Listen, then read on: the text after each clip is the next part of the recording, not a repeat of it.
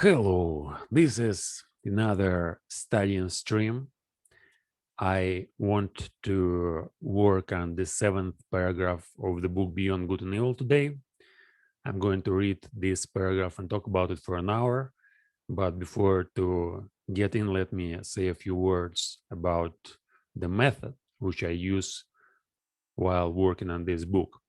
So once a week, I read one paragraph, I memorize it after reading it, and repeat it 2 times a day in the morning, and in the evening, to keep it fresh, to remember it, and to hold the whole thing together. I repeat once a week the whole body of the text. So now, for example, it's 6 paragraphs, which I have to repeat 2 times a week or once a week, but usually it's 2 times since I repeat them when I record the study and stream. And before to record it, I repeat them even few times. Yeah, I repeat them the night before in the morning, and then when I have to record the stream. So I have to repeat this 3 times a week to keep it fresh. And it gets tougher and tougher. I mean, before I started doing this study and stream, I had already read the book Beyond Good and Evil for 5 or 6 times in Russian translation and a couple of times in English translation. And every time when I read it, I could find something new. But now, since I have to repeat each paragraph for many times, and sometimes it's like 50 times. For example, I probably repeated the preface, like I rehearsed the preface for 100 times or something like that. And it makes things a little bit dull. So I don't find anything new when I repeat the preface. I can understand it. I can see some subtleties which I couldn't see before, but the repetition gets boring. And to find kind of new motivation for that, yeah, I have to constantly invent some new strategies, new ways to convince myself that it's necessary. And yeah, I don't know how I'm gonna go about it in the future, since if I want to memorize the entire book, which is quite possible if I do it for 4 or 5 years once a week, yeah, it may be possible, but I'm not sure that I like to repeat the entire book once a week just to kind of read it in my mind. Maybe I have to slow down and do it less often, or completely rely on my memory. So when I, for example, start this video, I don't need to rehearse the whole thing before. So I may just try it and see how it works, like from the first time. So I don't need to make a preparation the night before or in the morning. All I need, I just sit down, turn on the video, start talking, and see if I forgot something. Well, then I check it out and correct myself. But anyway, so let's go on. So now there's going to be the seventh paragraph, but before to read it, I'm gonna recite the first 6 paragraphs. Okay, let's go on. The will to truth, which is to tempt us to many a hazardous enterprise, the famous truthfulness of which all philosophers have hitherto spoken with respect. What questions has this will to truth not laid before us? What strange, perplexing, questionable questions? It is already a long story, yet it seems as if it were hardly commenced. Is it any wonder that we at last grow distrustful, lose patience, and turn impatiently away? That this Sphinx at last teaches us to ask questions ourselves? Who is it really that puts questions to us here? What is really this will to truth in us? In fact, we made a long halt at the question as to the origin of this will, until at last we came to an absolute standstill before a yet more fundamental question. We inquired about the value of this will. Granted that we want the truth, why not rather untruth and uncertainty, even ignorance? The problem of the value of truth presented itself before us, or was it we who presented ourselves before the problem? Who, which of us is the Oedipus here, which is the Sphinx? It would be a rendezvous of questions and notes of interrogation. And could it be believed that it at last seems to us that the problem had never been propounded before, that we were the first to discern it, get a sight of it, and risk raising it? For there is risk in raising it. Perhaps there is no greater risk. 2. How could anything originate out of its opposite? For example, truth out of error, or the will to truth out of the will to deception, or the generous deed out of selfishness, or the sun-bright vision of the wise man out of covetousness. Such genesis is impossible. Whoever dreams of it is a fool, nay, worse than a fool. The things of the highest value must have a different origin, an origin of their own. In this transitory, seductive, illusory, paltry world, in this turmoil of delusion and cupidity, they cannot have their source, but rather in the lap of being, in the intransitive, in the thing in itself, in the concealed God. There must be their source and nowhere else. This type of reasoning discloses the typical prejudice by which metaphysicians of all times can be recognized. This mode of valuation is at the back of all their logical procedure. Through this belief of theirs, they exert themselves to their knowledge, to something that in the end solemnly christened the truth. The fundamental belief of metaphysicians is the belief in the antithesis of values. It never occurred even to the wariest of them to doubt here on the very threshold, where doubt, however, is most necessary, even though they had made a solemn vow, the omnibus dubitandum. For it may be doubted, firstly, that the antithesis exists at all, and secondly, that the popular valuations and antithesis of values upon which metaphysicians have set their seals are not merely superficial estimates, merely provisional perspectives, besides probably being made from some corner, perhaps from below, frog perspectives, as it were, to borrow an expression current among painters. In spite of all the value that may belong to the truth, the positive and the unselfish, it may be possible that a higher and more fundamental value should be generally for life should be assigned to pretense, to the will to delusion, to selfishness and cupidity.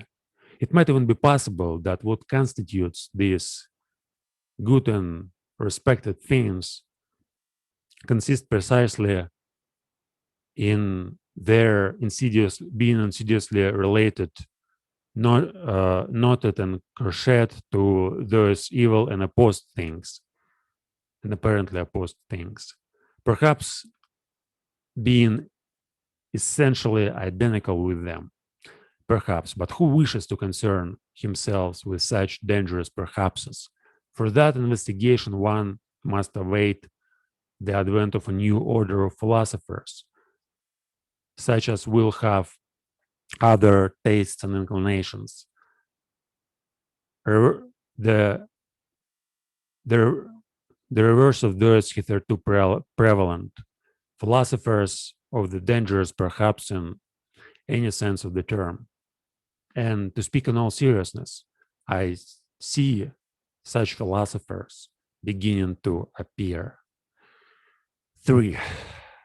Having kept a sharp eye on philosophers and having read between their lines for long enough, I now say to myself that the greater part of conscious thinking must be counted among the instinctive functions. And it is so even in the case of philosophical thinking. One have here to learn anew as one learned anew about heredity and innateness. As little as the act of birth comes into consideration in the whole process and procedure of heredity, just as little being conscious is opposed to the instinctive in any decisive sense.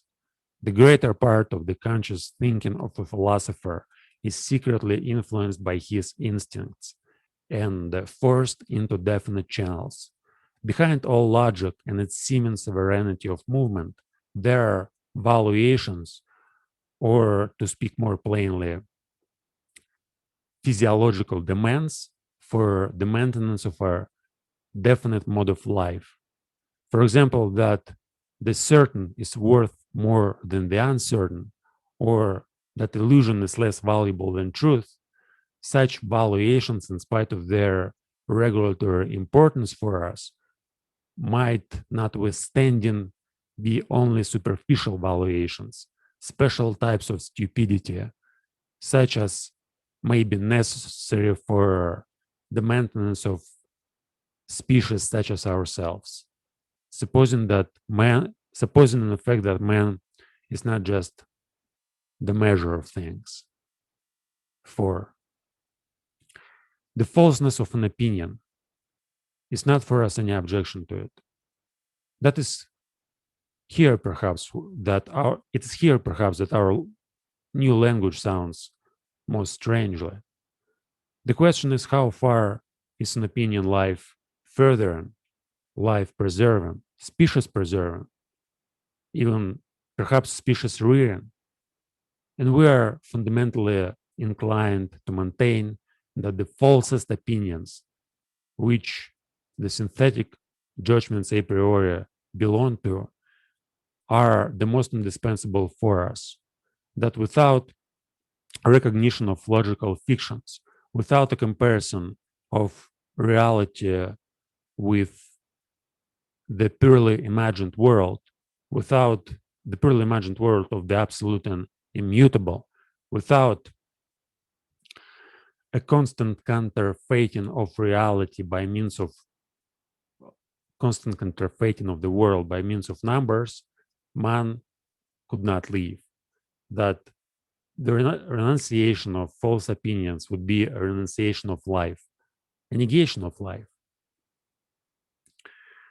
To recognize untruth as the condition of life, that is certainly to impugn the traditional ideas of value in a dangerous manner. And philosophy, which ventures to do so, has thereby alone placed itself beyond good and evil. 5. That which causes philosophers to be regarded half distrustfully and half mockingly is not the oft repeated discovery how innocent they are, how often and easily they make mistakes and lose their way. In short, how childish and childlike they are. But that there is not enough honest dealing with them, whereas they all raise loud and virtuous outcry when the problem of truthfulness is even hinted at in the remotest manner. They all pose as though their real opinions have been discovered and attained through the self-evolving of a cold, pure, divinely indifferent dialectics, in contrast to all sorts of mystics who, fairer and foolisher, talk of inspiration. Whereas a prejudiced proposition, idea, or suggestion, which is generally their heart's desire, abstracted and refined, is defended by them with arguments sought after the event. They are all advocates who do not wish to be regarded as such, generally astute defenders also of their prejudices, which they dub truths, and very far from having the conscience which bravely admits this to itself, very far from having the good taste of the courage which goes so far as to let this be understood, perhaps to warn friend or foe, or in cheerful confidence and self-ridicule. The spectacle of the tartuffery of old Kant, equally stiff and decent, by which he entices us into the dialectics by ways of by ways that lead, more correctly, mislead to his categorical imperative, makes us fastidious ones smile. We who find no small amusement in spying out the subtle tricks of old moralists and ethical preachers. Or it is more so, the hocus pocus in mathematical form by means of which Spinoza, as it were, has clad his philosophy in mail and mask, in fact, the law of his wisdom, to translate the term fairly and squarely, in order to strike terror into the heart of the assailant who should dare to cast a glance on that invincible maiden, that Pallas Athena. How much of personal timidity and vulnerability does the masquerade of a sickly recluse betray? Sixth,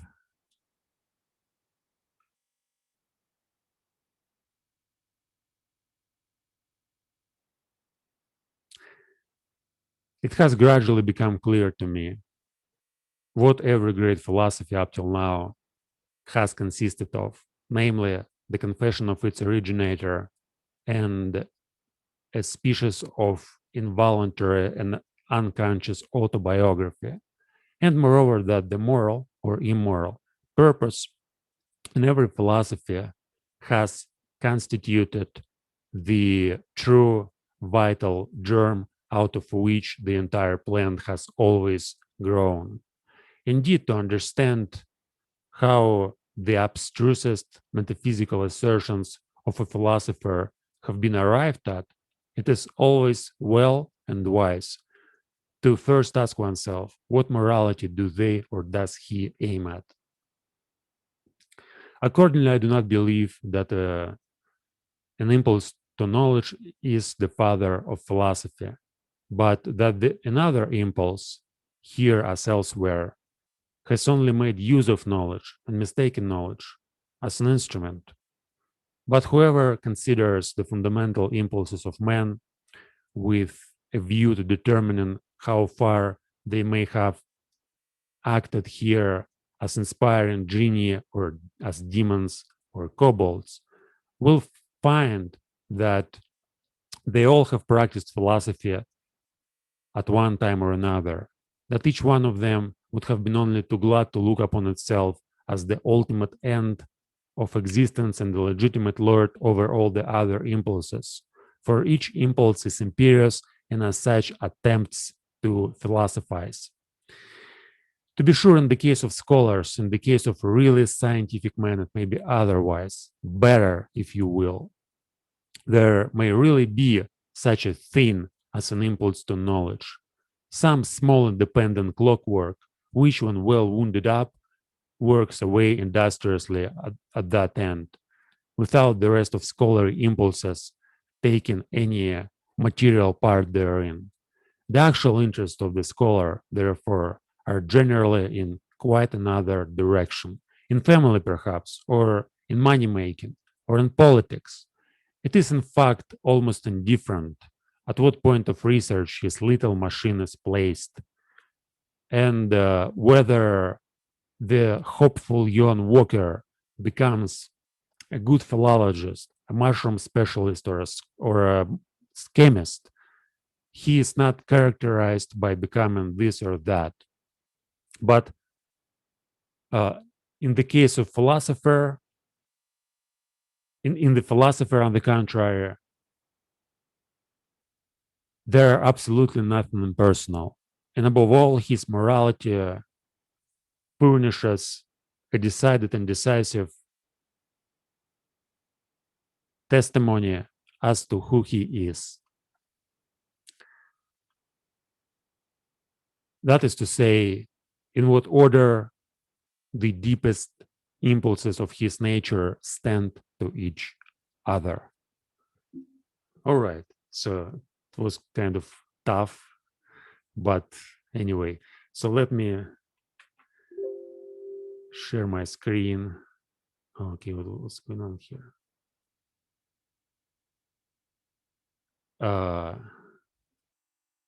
The book Beyond Good and Evil. So today I'm gonna work on this paragraph, the 7th paragraph, and also I'm gonna touch on the 8th paragraph since it's just one sentence. So I'm gonna do it slowly, but I'm not going to dedicate more than an hour to this activity. And if I do it faster than an hour, well, that's okay. But let's go on. How malicious philosophers can be. I know of nothing more stinging than the joke Epicurus took the liberty of making on Plato and the Platonists. He called them Dionysiokolakas. In its original sense, and on the face of it, the word signifies flatterers of Dionysius. Consequently, tyrants, assessors, and leaks spitless. Besides this, however, it is as much as to say they are all actors. There is nothing genuine about them. For Dionysio Calax was a popular name for an actor.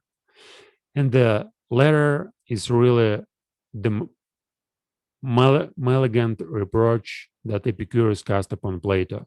He was annoyed by the grandiose manner, the mise and the mise en scene style of which Plato and his scholars were masters, of which Epicurus was not a master. He, the old school teacher of Samos, who sat concealed in his little garden at Athens and wrote 300 books, perhaps out of rage and ambitious envy of Plato. Who knows? Greece took 100 years to find out who the garden god Epicurus really was. Did she ever find out? Okay, yeah, I guess I have to check the real pronunciation since uh,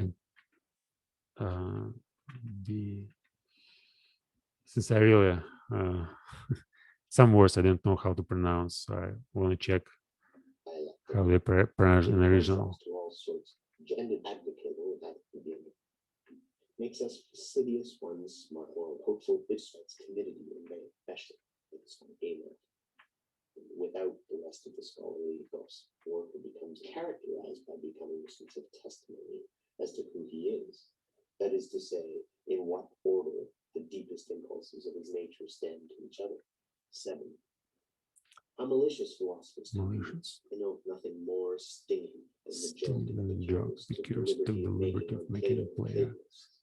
He called them Dionysiokolakas. In its original sense, and on the face of it, the word signifies flatterers of Dionysius. Consequently, tyrants, accessories, lickspittles. Besides this, however, it is as much to say they are all actors. There is nothing genuine about them. For Dionysiokolakas was a popular name for an actor. And the latter is really the malignant reproach that Epicurus cast upon Plato. He was annoyed by the grandiose manner, the mise en scène style of which Plato and his scholars were masters, of which Epicurus was not a master. He, the old school teacher of Samos, who sat concealed in his little garden at Athens and wrote 300 books, perhaps out of rage and ambitious envy of Plato. Who knows? Greece took 100 years to find out who the garden god Epicurus really was. Did she ever find out? 8. There is a point in every philosophy at which the conviction of the philosopher appears on the scene, or, to put it in the words of the ancient mystery, aventavit asinos pulcher e fortissimus. Okay, how malicious, and how malicious philosophers can be. Do they really malicious? Yeah. So Nietzsche expresses surprise, saying that philosophers, and he gives an example by using Epicurus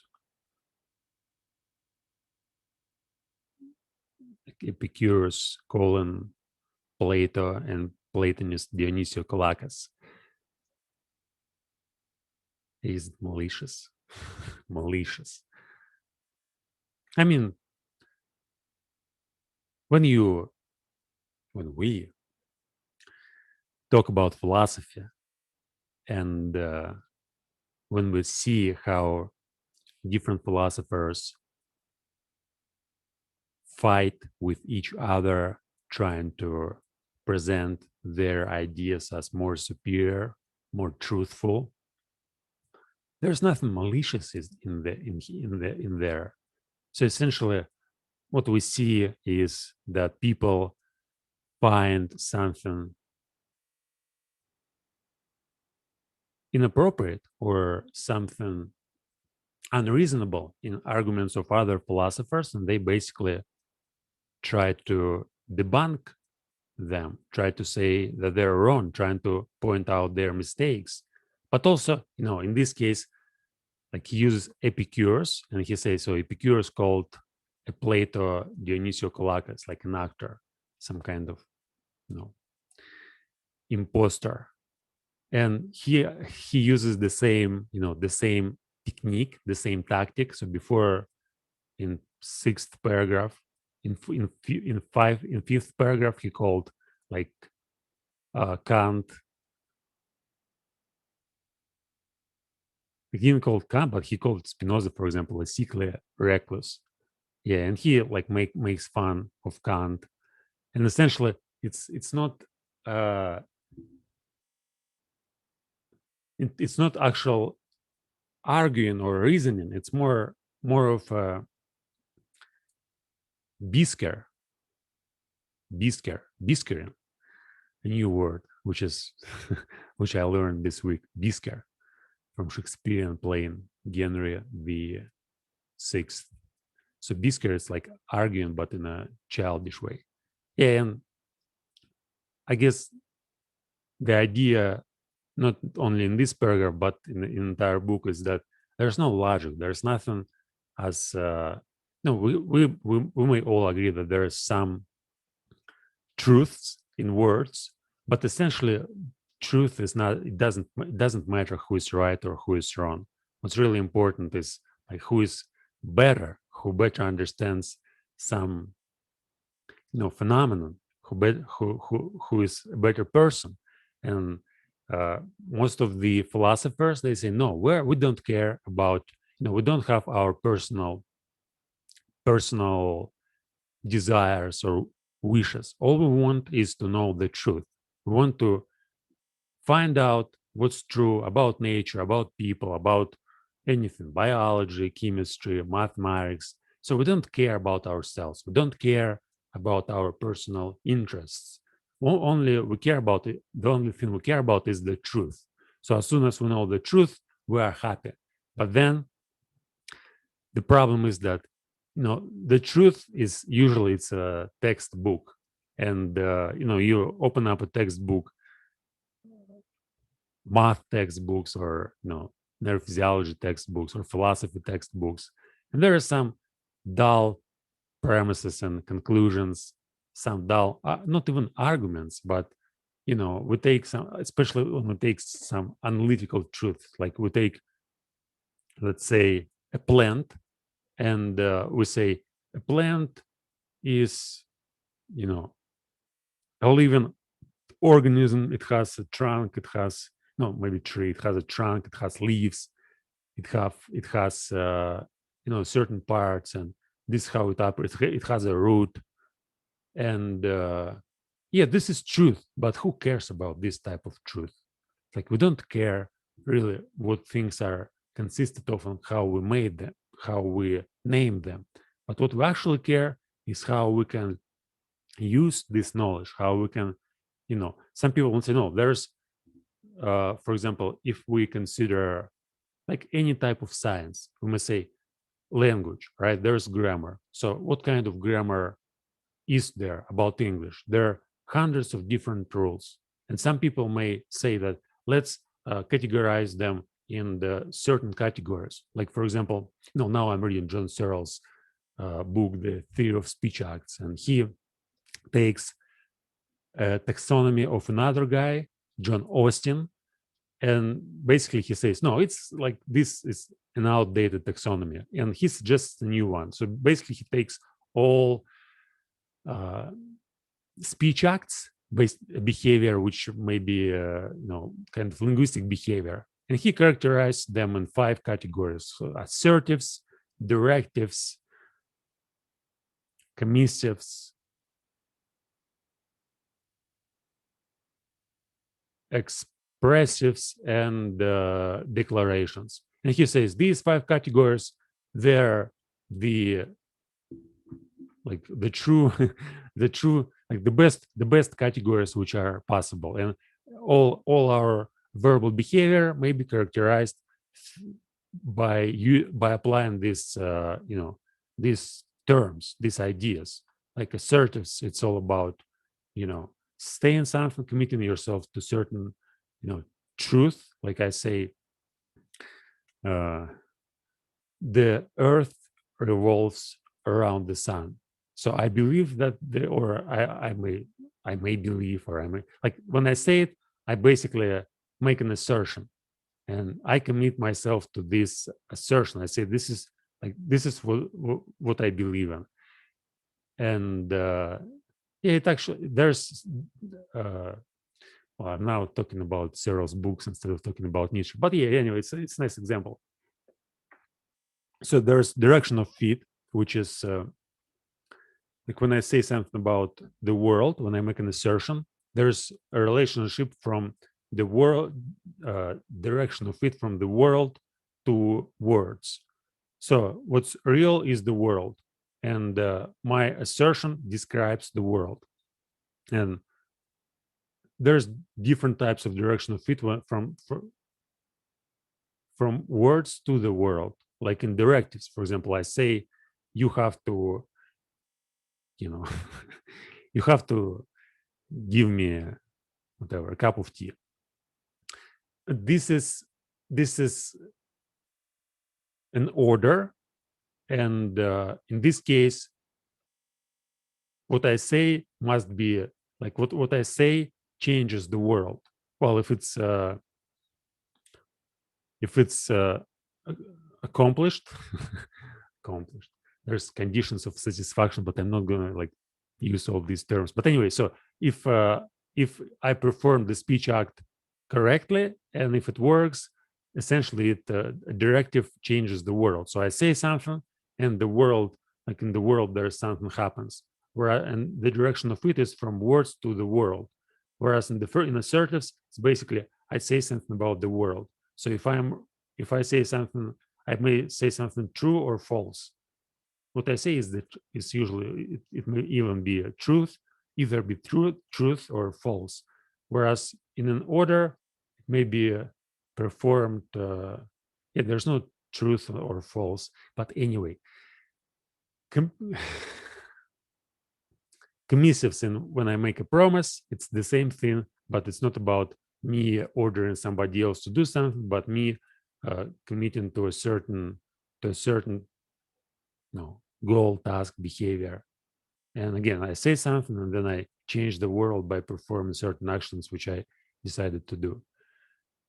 The 4th is what was it? Expressives. So in this case, I express or somebody who uses the language expresses his emotions. And again, there's no direction of feet, since it's basically just an expression of certain emotion. And the last one, declarations, and when I declare war, or when I resign, when I say I resign, so essentially I did something by saying I resign, but what I did was done just by me saying this. It's like it's a speech. the idea is that we may use this taxonomy and apply it for all sorts of linguistic behaviors. And somebody else may come and say, no, this is actually not as good a taxonomy as another one, and suggest like let's divide language in 3 categories. So Wittgenstein, for example, said that we may there's limitless ways of playing these linguistic games, so we can characterize them in any way. And Searle says, no, there's just 5 ways, and somebody else says, no, there's 3 ways, and that's how like it works in philosophy. And somebody who who say that, well, no, we only think about truth, we only search for truth. What is the truth? We want to know what's really is here. But you can say that like the truth actually, like what Nietzsche probably points out, is that there's certain impulse, there's certain type of behavior, and for this type of behavior it basically justifies itself, or it wants to command a person and make him doing only this type of behavior instead of doing other types of behaviors. And sometimes it may be malicious when one philosopher calls another philosopher Dionysio Kalakis, but it's like malicious. Yeah, Nietzsche probably. Well, he read Schopenhauer. I mean, like Nietzsche was one of the most prominent disciples of Schopenhauer. He knew him well, and Schopenhauer called Hegel like by all sorts of names. And Dionysio Kalakis it's basically it's probably even a compliment. Yeah, I used to write down some Schopenhauerian expressions. Schopenhauer.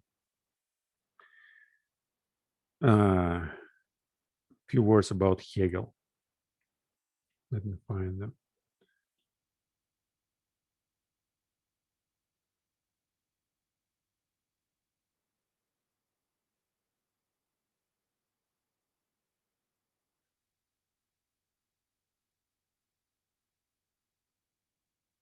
The hollowest and senseless display of words. Well, it's not about Hegel. It's about his philosophy. Yeah. False axioms, sham arguments, grandiloquent nonsense, infinitely mysterious. No, it's not here.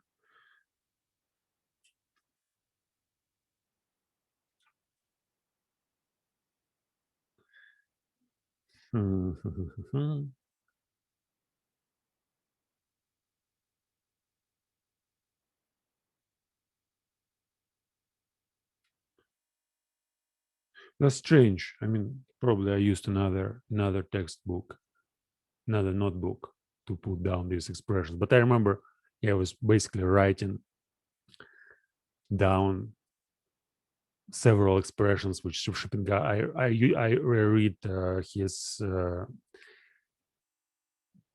Parega and Paralimpomena, his philosophical essays at the beginning of this year, and I just wanted to find some expressions, and there was like Schopenhauer called Hegel by all sorts of offensive names. Then you how malicious philosophers can be.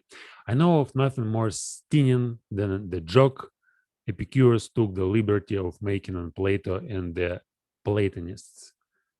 Yeah, it's like more stinging. Come on, a lot of more stinging stuff. This joke is just. Oh, let's see. Just wanna know the meaning of word stinging. Well, sting is like when you sting something, like bite, like a bee may sting somebody. Stinging attack, report, etc. That very strongly criticize someone or something. Like severe. Yeah, but it's it's not even an attack. Like called them Dionysio Kalakis. Basically said that all they are actors, which Nietzsche does as well. So in this book he mocks Plato and says that Plato and Platonists and all truth seekers, they were all actors. They didn't know what they were doing, or they knew but they couldn't admit it even to themselves. since for them, mostly what guided their inquiries, it wasn't the, according to Nietzsche, it wasn't the search of knowledge. It was mostly certain instincts which they had, and yeah, he basically says that there's can be intelligence for intelligence sake or power for power's sakes. It's all employed by certain aspects of our personality. So again, and for me now I see it as a kind of behavior. So essentially, what I'm doing here, so I'm recording a studying stream, and I really like doing that, but I wouldn't say that I like it as much as playing video games. And no, also there are other aspects of my life. For example, I do all sorts of exercises, like physical exercises. I read books. I watch different courses of lectures on the internet. I go for a walk. I go for water. I, practice grammar, all sorts of stuff. And each behavior essentially wants to be dominant. Each behavior, but not each behavior has real power. For example, for me, if I would consider it right now, like from the perspective of this special type of behavior, like reading philosophy, analyzing it, I would say that if I am honest 100%, when I am performing this behavior, what I want to do is like perform this behavior forever. So I want to sit at the computer for the rest of my life, read philosophy, not just Nietzsche, but maybe, other philosophers, Kant, Hume, Locke, Hegel, Schopenhauer, Wittgenstein, John Searle. And I want to analyze all of them. I want to understand what they're talking about. And I don't want to do anything else. But, now it doesn't have too much power. Like this desire, it's as powerful as, it's not powerful at all, since I do it just once a week. But other desires like instincts or types of behavior, yeah, I better call them behaviors, are more powerful. Like again, playing video games, when this type of behavior takes over the control, what's going on, I forget about everything else. I just sit and play video games. And I may play for 10 hours a day, for 15 hours a day, and I'm not exhausted by playing, so I want to continue it more and more, and I sacrifice all other behaviors, all other activities for the sake of this one. Whereas here, yeah, I basically do it half intentionally. So I have certain, I have certain, yes, I have a lot of desire. I mean, I have a lot of power. This desire has certain power, but I still have to force myself to record this studying stream. So I don't do it as I play video. Again, it takes certain power, linguistic power. So I have to tell myself, this is time. This is like you decided to do it once a week. It was really funny at the beginning. It may give you certain benefits. And I basically convince myself that I have to do this exercise and this studying stream. But for when I'm doing this, it seems that this type of activity, well, it may unite, it may create what's the word, union with other types of activities. Like studying English essentially is the major or the dominant activity which I have for the last 4 years, and I don't care about anything. Like for me, it seems that studying English, whatever I'm doing, if it refers to studying English, I basically take it as the main purpose, the main activity, and I might justify it all the time. So no matter, like I might sacrifice everything else for the sake of this activity, and this activity is done for its own sake. That's the idea. So I'm not studying English to get a job or, well, maybe I studied to improve my intelligence, to improve my memory, to improve my attention, to improve my imagination.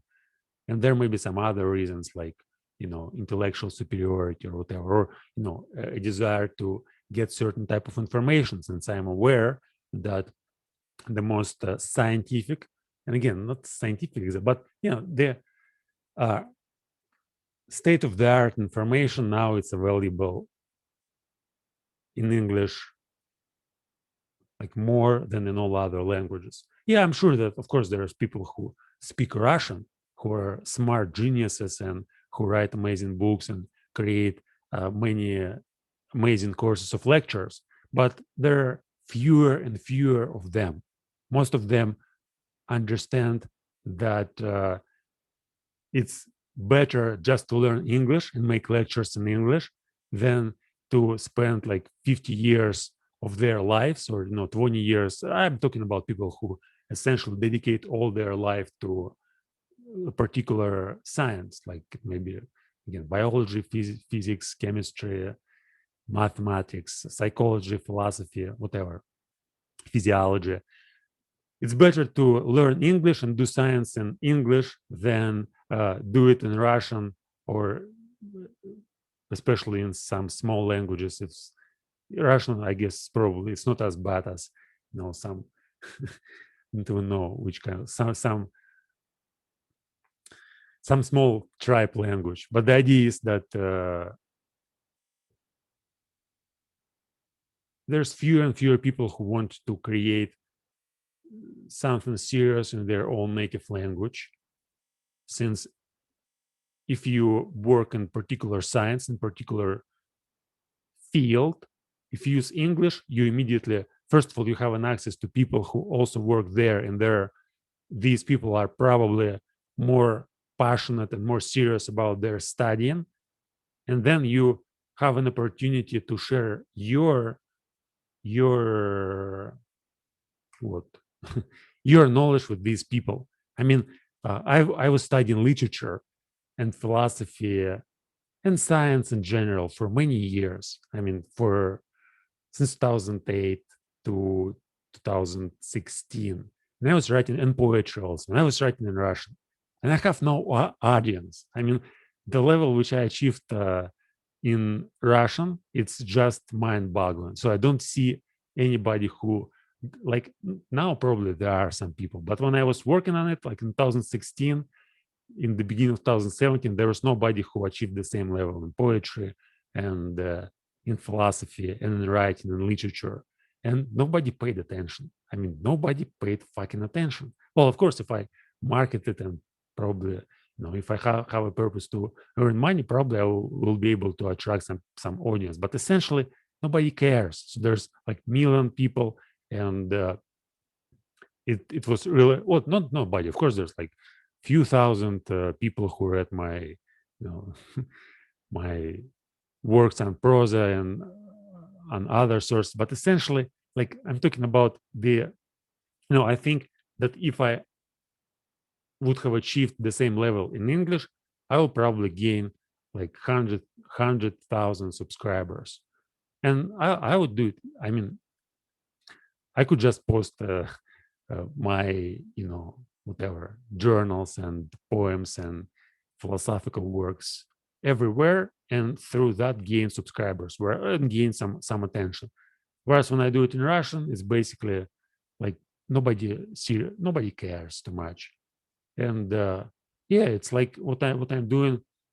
I've realized it at 2016 that if I shift to English, it probably will take 5, 10. That time I thought it will take a couple of years to get the same level where I was in Russian. But now it's after 4 years, I see that it's just the beginning. So it takes much more time. So probably in 10 years, I'll be able to reach the same level where I was in 2016. The point is that it was one of the highest levels which were available. I mean, at that point, 2016, it was like, yeah, it's very hard to tell what kind of level it was unless you know Russian and have a few hundred hours to read my journals and philosophical works.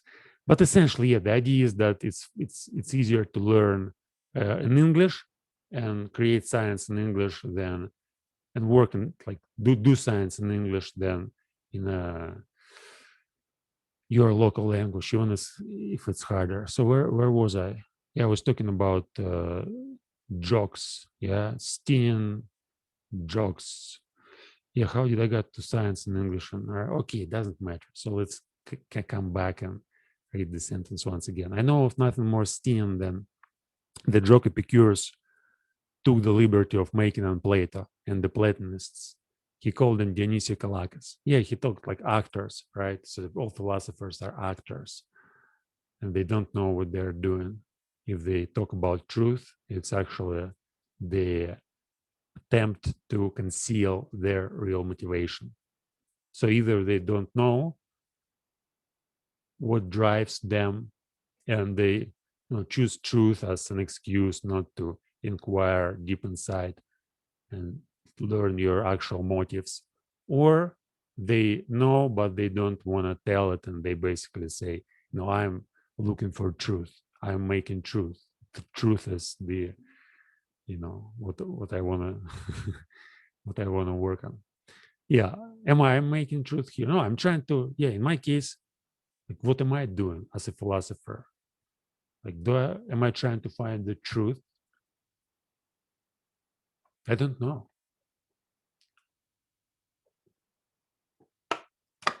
It seems as if I cared too much about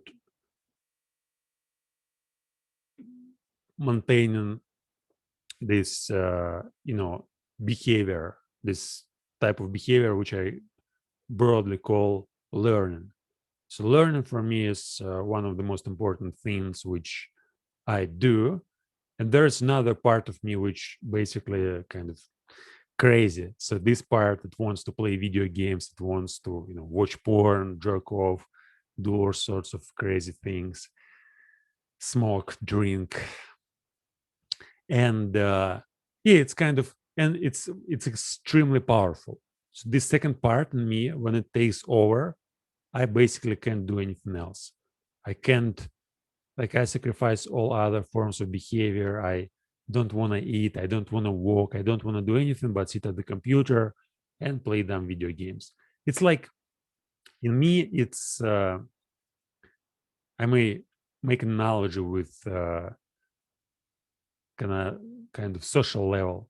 So in me, this desire to play video games is like Hitler. So as soon as it takes power, it basically destroys all the other activities and wants to persuade only one certain path, like playing video games. Everything else is banned immediately, and all my mind is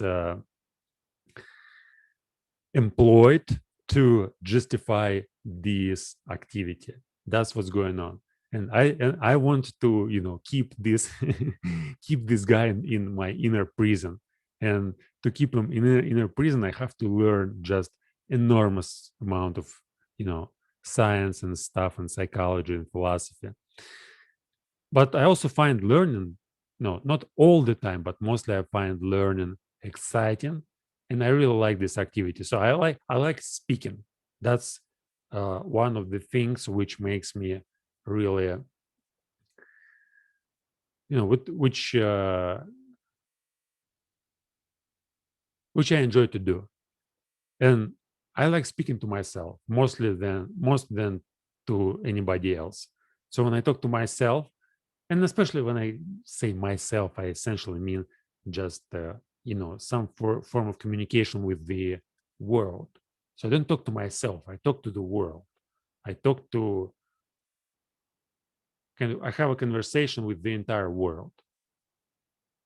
But it seems, yeah, and now I record it, so it's it seems like I like this activity, and I also don't like it since I see that I'm not, like, in English. I see immediately that you know I'm weak, I'm still weak, and I don't want to be weak, and I know that it's like a game, so I want to maintain this activity, but it's not as strong. That's the idea. So just speaking, I may speak for, yeah, I like writing. I like all sorts of works related to improving my language. So if it refers to developing my English, developing my style, my writing, my understanding of what's going on, my understanding of myself, if it refers to reading or listening to some lectures or some smart people, wise people, intelligent people. Not only intelligent, I also like to listen to some fools from time to time. But yeah, the idea is that it's not as strong. It's not it's not like Hitler. It's it's something else. It's as some some magnanimous but yet not so powerful king. Like king, I don't even know what examples I can make. But anyway, yeah, it seems that today I'm kind of I'm I can't I can't really be clear today. Yeah, let's be silly and funny. So in its original sense and on the face of it, the word signifies flatterers of Dionysius. Flatterers of Dionysius. Consequently, tyrants, accessories. What's the correct pronunciation again? Accessories?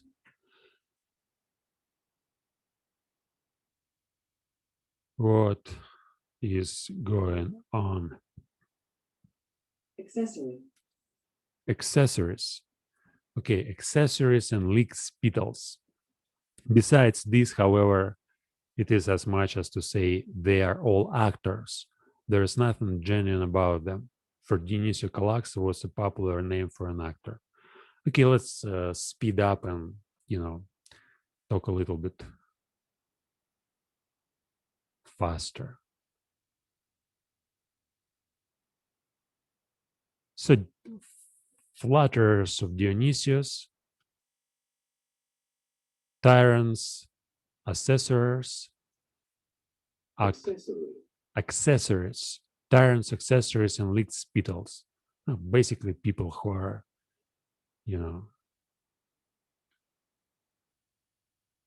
slaves. Besides this, however, it is as much to say as they are all actors, liars again, and people who pretend to be the other thing. So your like some customs in your culture and standards of behavior, and you may think that it's kind of you might don't like it. You may not like it, but still you may do it because you believe that it makes you a good person.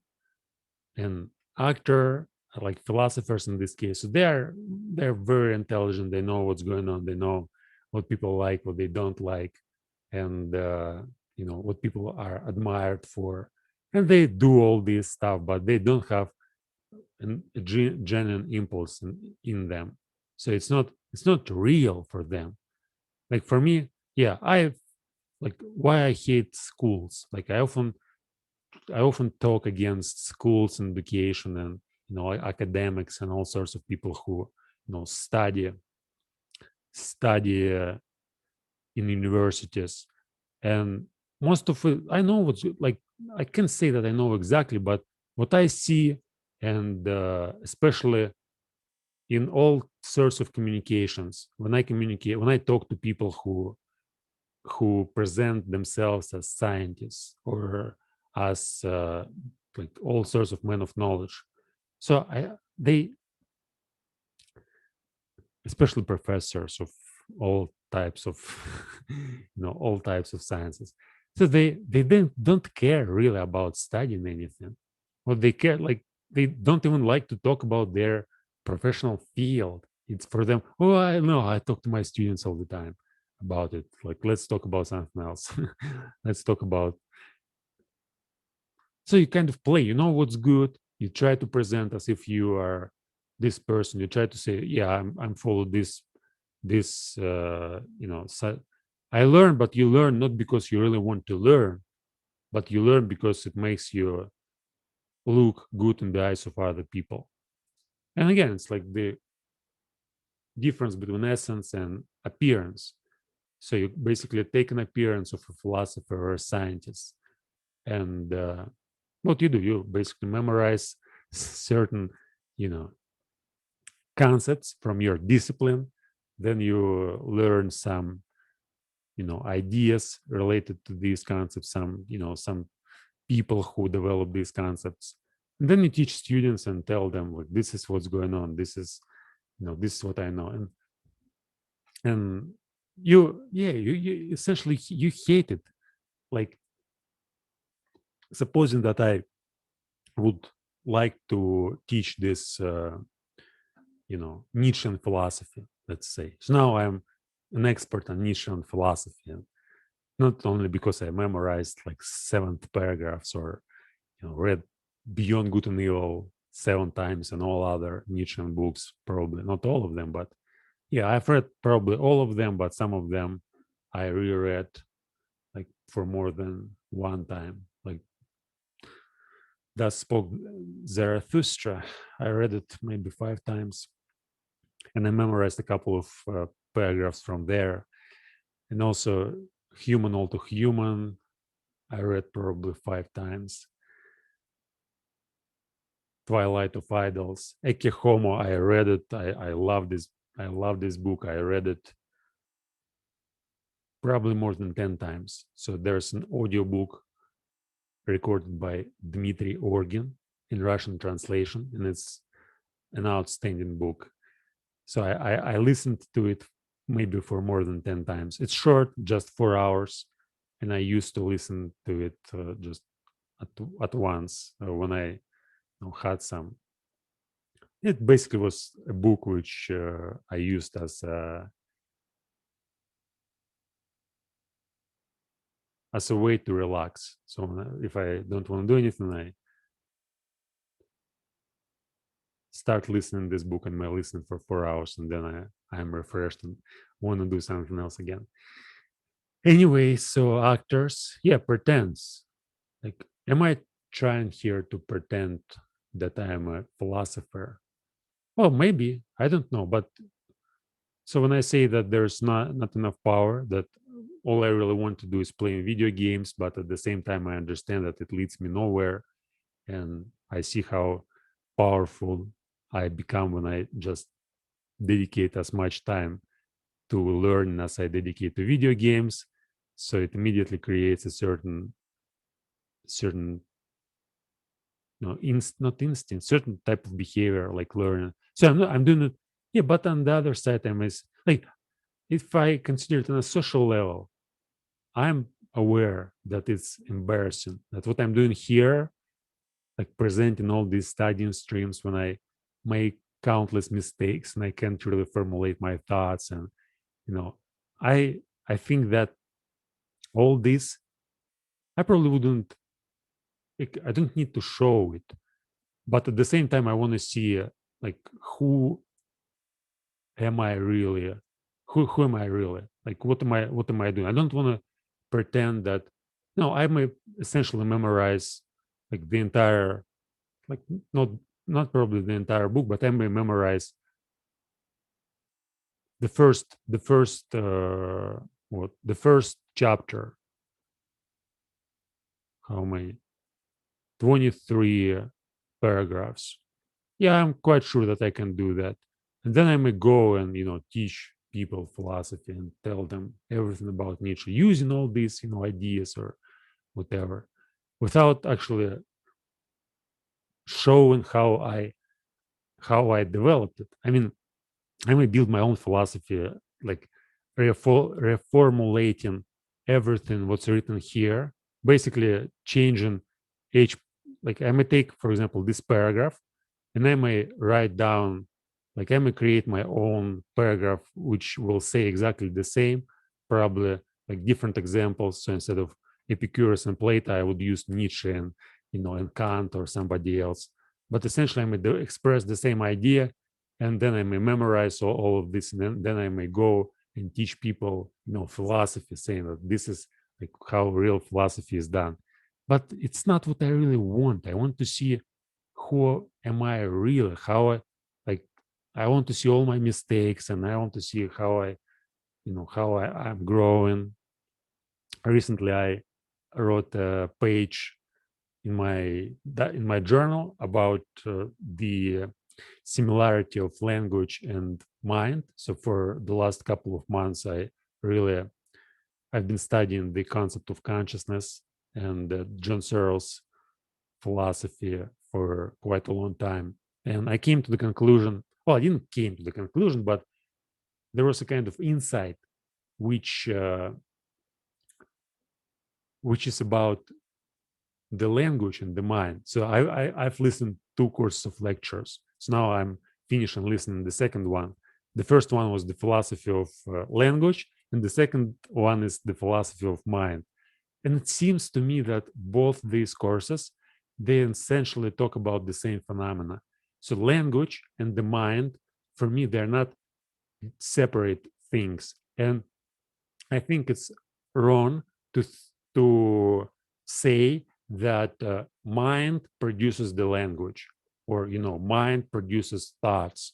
For me, thoughts are kind of thoughts and the mind. They're both, like, when we talk about them, we don't know what's going on, but we actually know it's language. So language evolves on a person, on a body, as as all other sorts of symbiotic organisms evolve, like as human evolve on Earth. In the same way, language evolves in a person.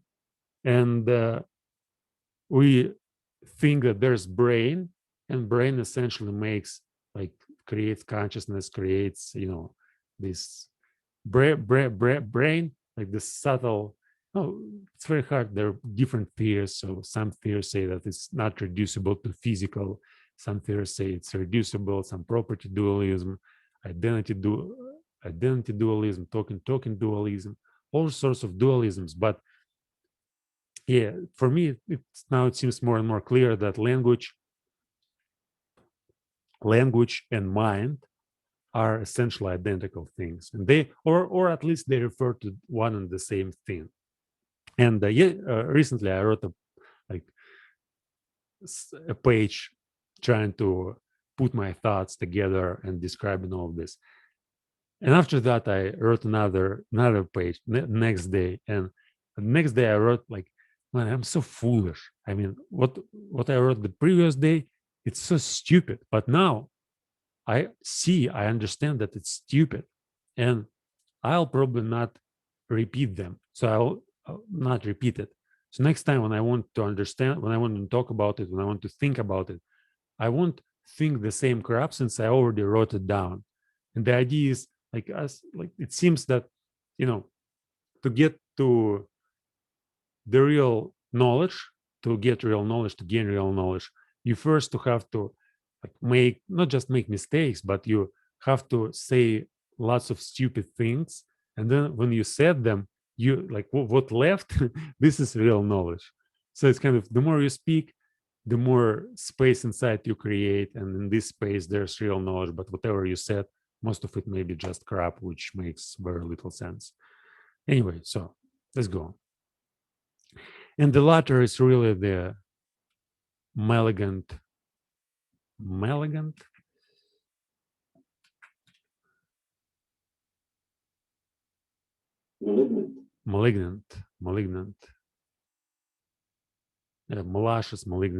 malicious, malignant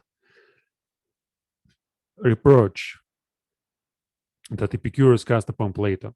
He was annoyed by the grandiose manner, the mise-en-scène style of which Plato and his scholars were masters, of which Epicurus was not a master. Okay, grandiose manner, the mise-en-scène style. It's all this, what's the word? There's a nice word for that.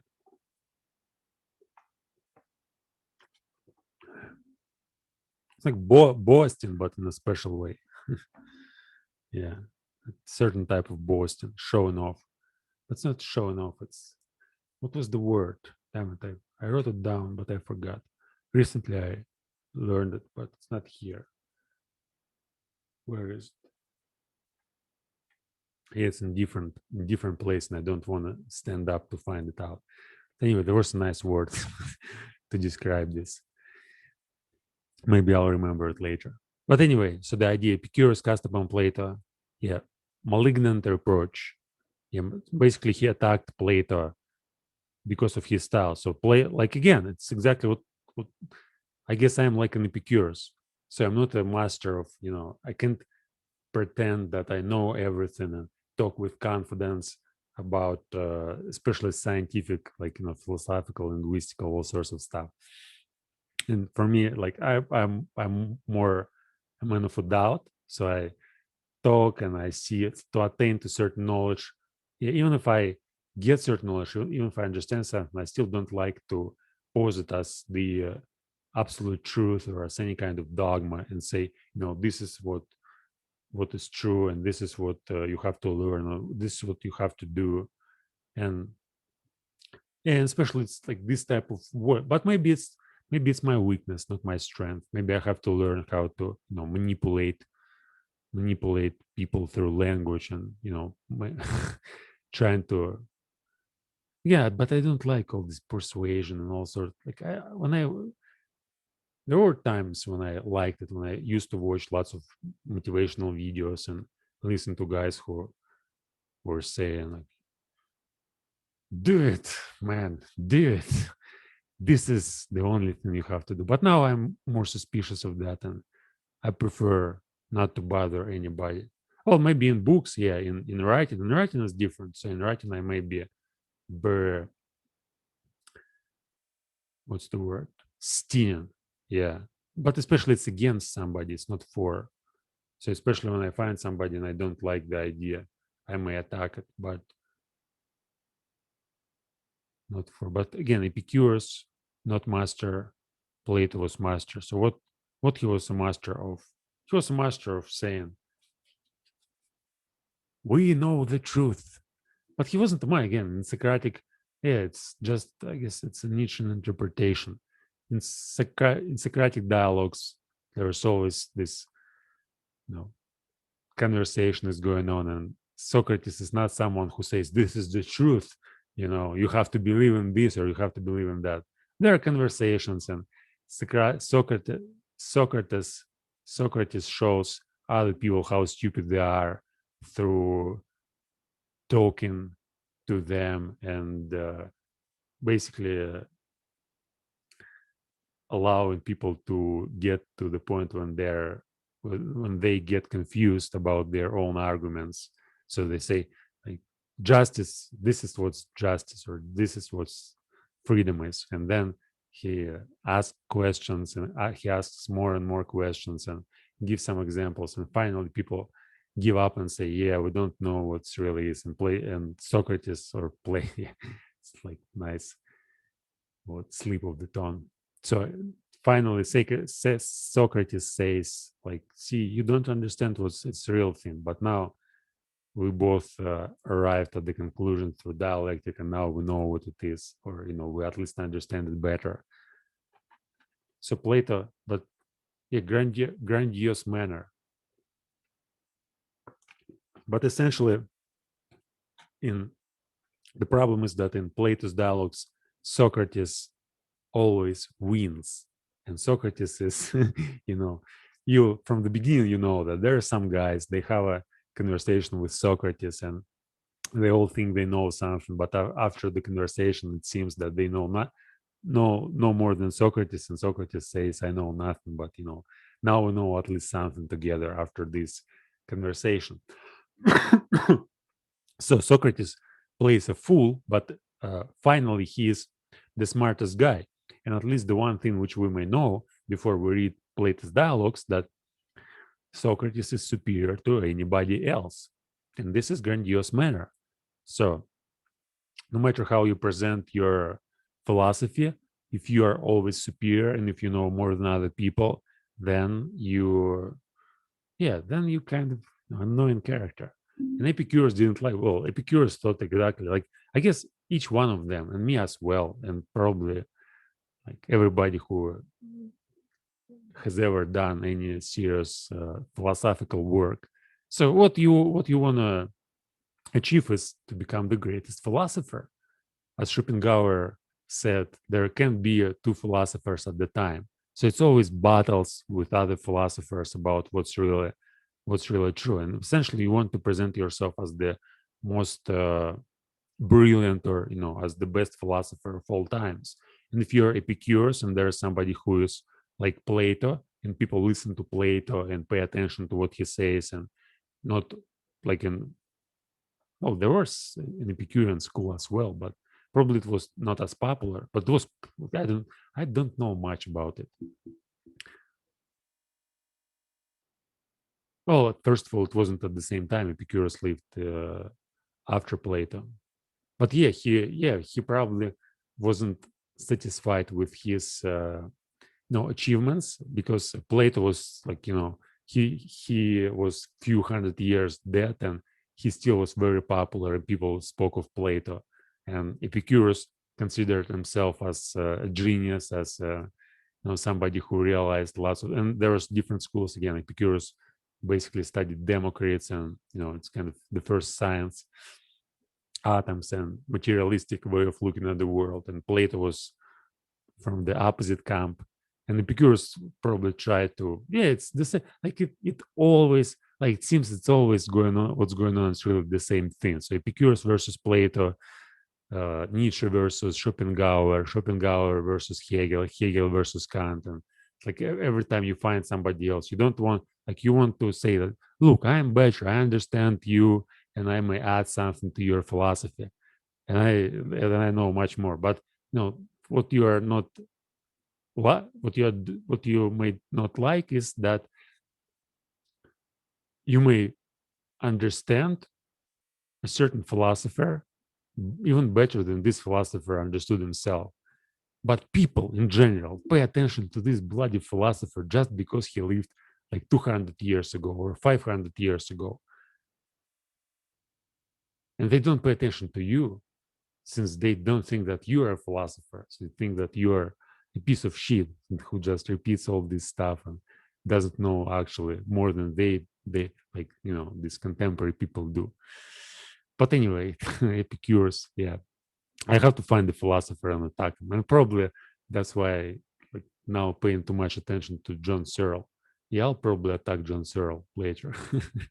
Since, for me, well, first of all, he is, I really appreciate his work. I like to listen to his lecture. I like how he speaks. But he's definitely from a different camp. So he talks about an objective reality, objective realism, and his ideas about language and about mind. Yeah, I find them quite.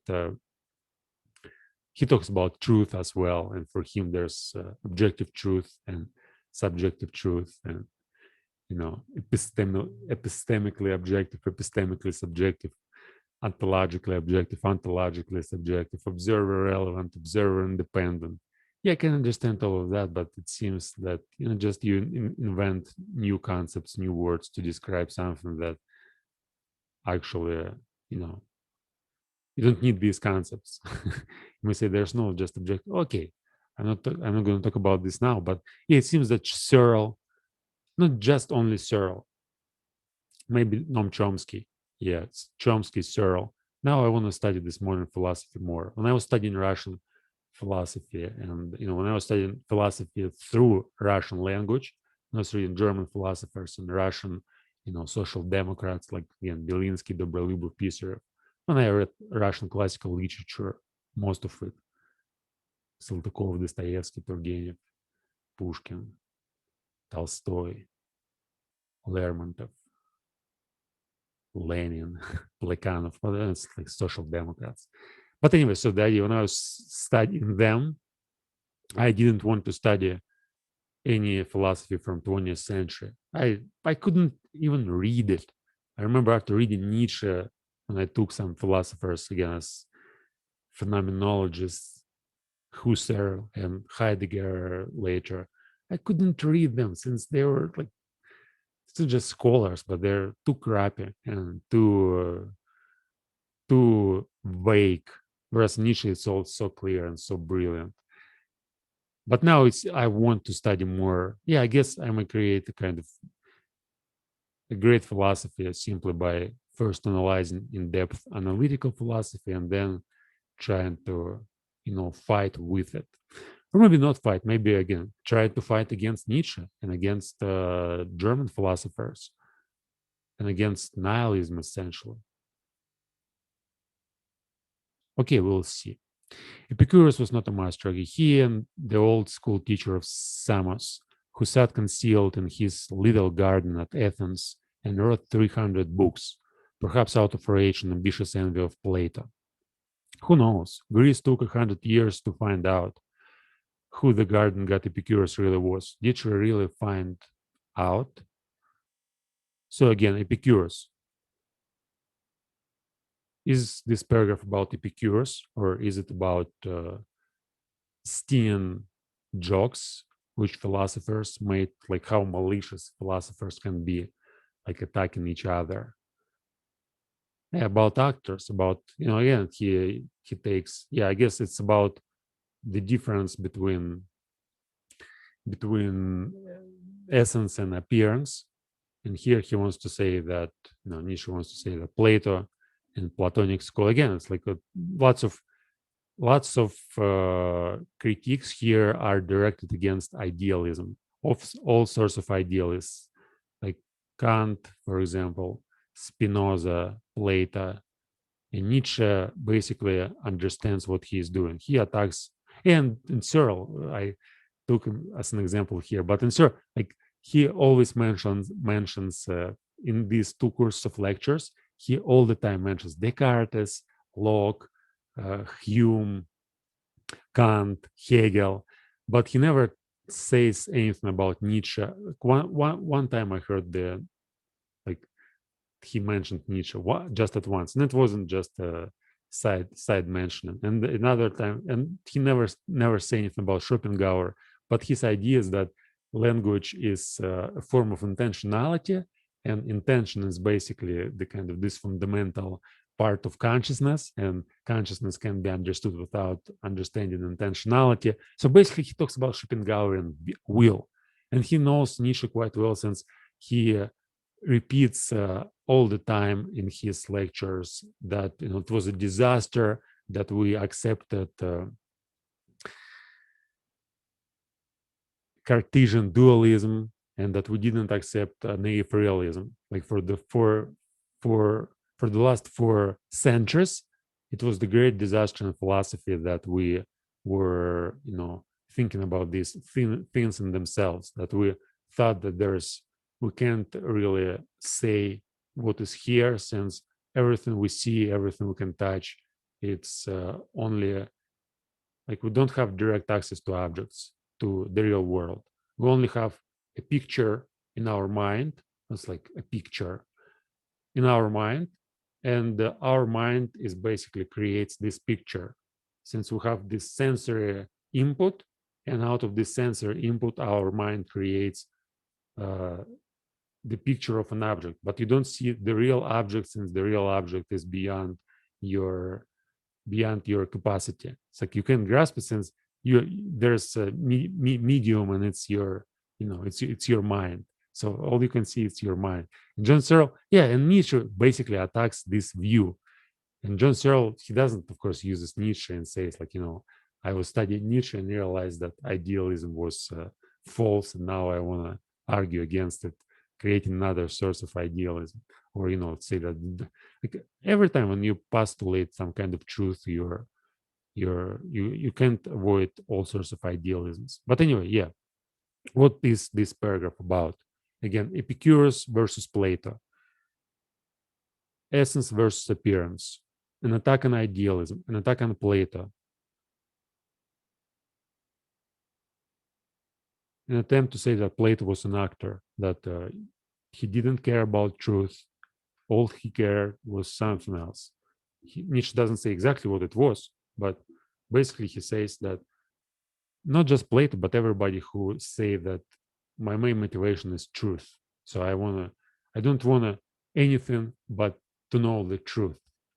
This is the kind of metaphysician way of looking at the world, and through it's very powerful. I mean, when you say I want a truth, and then you like write 300 books, or how many books you may write, and then say this my basic material, it creates a enormous respect. I mean, people who really do some sort of work and dedicate their time to study what's true, what's false. In science, it's very powerful tool. But Nietzsche, no, it's powerful tool. That's true. They found, all these metaphysicians, they found their way to power, kind of intellectual superiority through this idea of truth. But this idea itself is quite problematic. And again, usually people pretend it's not about, they are looking for truth. They pretend that they're looking for truth. Anyway, so the seventh paragraph, that's it. I'm going to memorize it and think about it for the next week. And the eighth paragraph,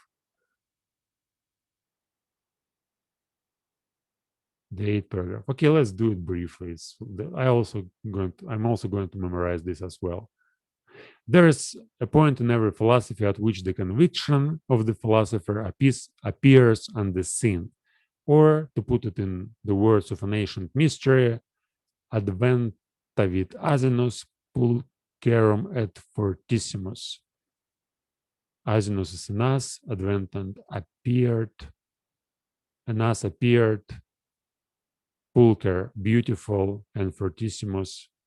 It's kind of an ass means like a point at every philosophy at which the conviction of a philosopher appears as sin. So first they talk about truth and write books about truth, but then in the end there's some motive, like in Plato, for example. He went to some isle. I don't remember the name of the isle. What was it? Forgot. And he basically worked with a tyrant. There was a tyrant, and he wanted to create his Platonic state and in a special isle. And he was imprisoned there, and then he ran out of this isle. But it was a fascinating story. I mean, like all philosophy which Plato did was create his own community, become the powerful leader of a certain community of philosophers, not just philosophers, but to create the entire state and rule it and say that how people must behave. And yeah, Nietzsche like makes fun of it and says like an ass came to the scene beautiful and magnificent, whatever fortissimus may mean in Latin. I don't remember exactly. But yeah, it's a kind of there's a you may again, it's like you believe that you are a good person, and all you do is you practice some type of virtues. So you increase your virtue, you practice your virtue, you whatever do with your virtue. But then finally you realize, or not you, but you do something, and it gets clear that it's not like your virtue what you're practicing, it's something else. Like in me, yeah, I'm studying philosophy, I'm talking about, I want to learn language. All I care about is just studying language. I want to know everything about the language. I want to be the master of English language. I want to write books. I want to do all sorts of stuff.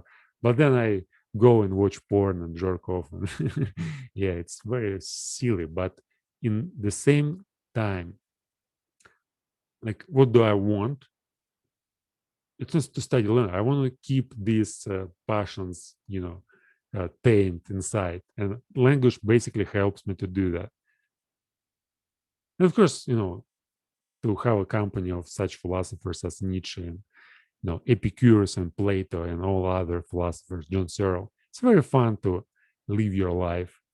And, basically it's like when I speak, I feel as if there's a communication between me and these philosophers. So whenever I read like Nietzschean books, it's like a conversation. So I read his books, then I talk to, to the world, and then I read his books again. It's as if we have a dialogue. And the more I talk, the better I understand what I read, the better I can see.